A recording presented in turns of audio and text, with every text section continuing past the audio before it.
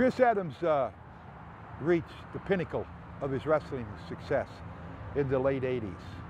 Then there was an incident on an airplane that changed Chris's entire life. We had a big match that was going to take place at Will Rogers Coliseum like we did every Monday night. David Manning!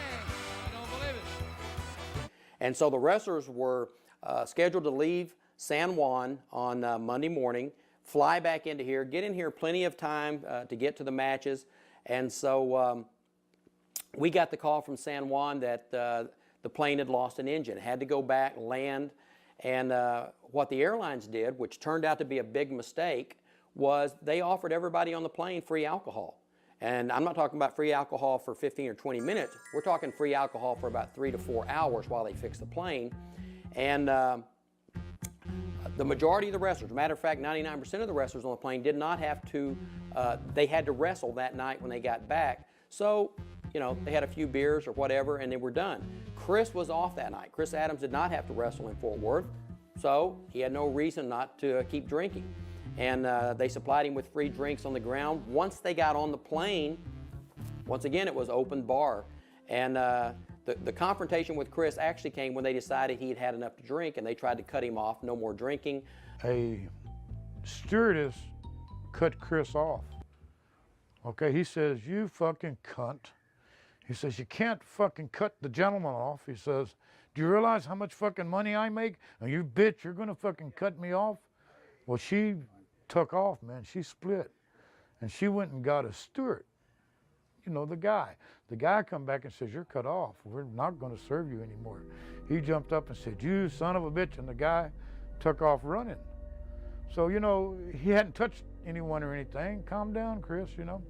And a couple of minutes later, the co-captain of the airplane came back and he told Chris, he said, "Sir," he says, "you might as well settle down because you're cut off and you're not getting any more drinks on this flight."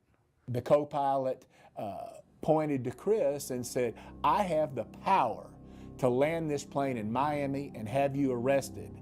And Chris's response was, he yanked the man off the floor and yelled, "You think you have the power? I have the power." And he grabbed the co-captain by the lapels of his jacket and he just raised back and head-butted him right across here. And the blood just shot out of the co-captain's nose. And within a minute or two, his eyes were swollen. And Kevin, who was a witness to all this, said it was just shocking. Nobody really disagreed as to the facts of what happened. And a stewardess came and woke me up and asked me to come get my friend. And I went up there and Chris had the guy in I think he had him in a full Nelson or, no he didn't. He had him in he was just in a choke. And as fast as this started, it was over.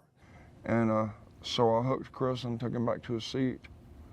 And I said, "Chris, come on, man, get it together. You're gonna go to jail for this." Nose is broke, teeth chipped. I said, "They're going to arrest you." He said, "Do you really think so?" I said, "Yeah." And I said, "The best thing for you to do would just put your hands behind your back and let them handcuff you and go on," because I said, they're gonna take you if you want to or not." He assaulted a co-pilot of an American Airlines flight that was up in the air flying over the ocean. After the incident on the airline, Chris went to federal prison for 2 years.